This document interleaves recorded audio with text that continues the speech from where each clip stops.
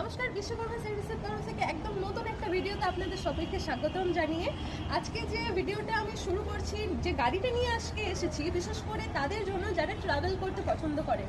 যদি আপনারা অ্যাডভেঞ্চারাস গাড়ি চেয়ে থাকেন, তাও আবার হিমালয়ান 411 411 সিসির যদি চেয়ে থাকেন, তাহলে অবশ্যই আমি সাজেস্ট করবো একবার গাড়িটা দেখার জন্য। সামনে থেকে জাস্ট কন্ডিশনটা একবার দেখাতে বলবো।